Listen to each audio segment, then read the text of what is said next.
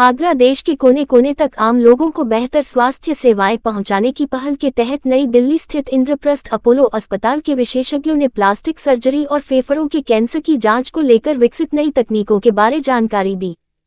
Press conference में नई दिल्ली स्थित इंद्रप्रस्थ अपोलो हॉस्पिटल के सौंदर्य, प्लास्टिक और कॉस्मेटिक सर्जरी विभाग के वरिष्ठ सलाहकार डॉक्टर कुलदीप सिंह और ऑन्कोलॉजिकल सर्जरी के वरिष्ठ सलाहकार डॉक्टर SM शुएब जैदी ने मौजूदा समय में फेफड़ों के कैंसर से ग्रस्त रोगियों की संख्या बढ़ने और प्लास्टिक सर्जरी के बढ़ते इस्तेमाल को लेकर भी चर्चा की।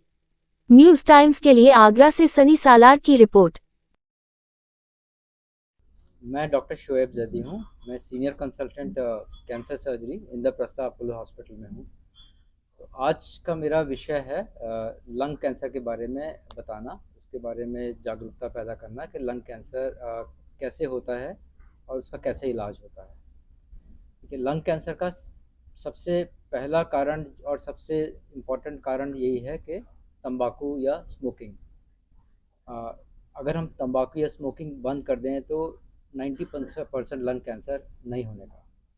ठीक है, हमारे देश में 30 से 40% लोग स्मोकिंग करते हैं। 2 करोड़ से ज़्यादा बच्चे भी 10 से 14 साल की उम्र में स्मोकिंग करते हैं। तो उससे ना सिर्फ लंग कैंसर, बहुत सारे कैंसर होने की संभावना होती है। लंग कैंसर हो, पैंक्रियाटिक कैंसर हो, ब्लैडर कैंसर हो और पेट के बहुत सारे कैंसर हो सकते हैं। तो लंग कैंसर हमारे देश में ज़्यादातर आखिरी स्टेज में पता चलता है। 100 में से 90%, 80% आखिरी स्टेज में पता चलता है। जब आखिरी स्टेज होती है तो बहुत कम लोगों को बचाया जा सकता है, बहुत कम लोगों का कैंसर कंट्रोल किया जा सकता है।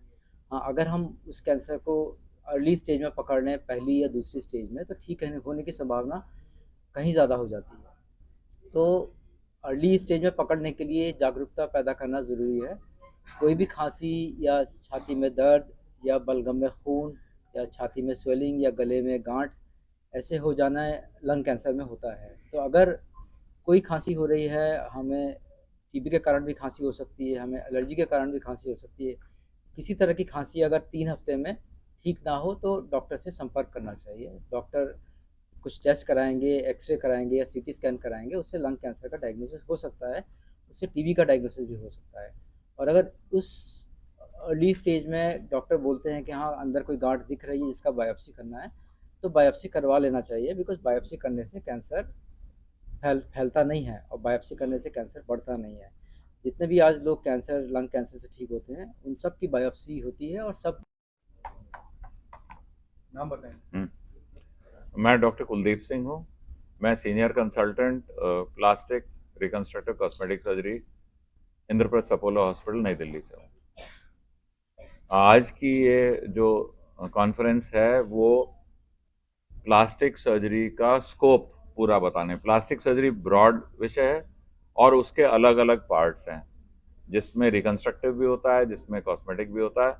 तो उन सब के बारे में एक पूरा रेंज बताने की, क्या क्या तकलीफें, क्या क्या परेशानी, क्या क्या ऑपरेशन, क्या क्या प्रोसीजर हो सकते हैं, क्या उसका आउटकम हो सकता है। क्योंकि जब हम प्रॉब्लम और रिजल्ट दोनों देखेंगे तो हमें आइडिया लगता है कि हाँ, ये चीज़ हो सकती है। क्योंकि ये आम पब्लिक में नहीं, हमारे डॉक्टर कोलीग्स में भी बहुत अच्छे से उनको एग्जैक्टली पता नहीं है कि हम क्या क्या करते हैं। तो इसलिए इस बारे में सारा ये प्रेस कॉन्फ्रेंस है कि जागरूकता। जैसे फॉर एग्जांपल आप ले लो कि बर्न है, जल जाते हैं लोग, हम लोग उसमें सर्जरी जल्दी करते हैं, 3 दिन में शुरू कर देते हैं कि इन्फेक्शन होने से पहले ही डेड स्किन को निकाल के ग्राफ्टिंग करते हैं। आमतौर पे लोग बाद में करते हैं जब जख्म लाल हो जाता है, हम लोग पहले करते हैं इन्फेक्शन होने से पहले।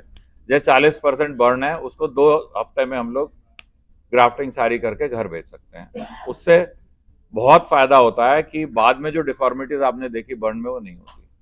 जैसे उंगली कट जाती है, हाथ कट जाता है, उसको अगर 6 घंटे में प्रिजर्व करके ले जाएं तो उसको वापस माइक्रो सर्जरी से जोड़ा जा सकता है। ठीक है, वो करते हैं।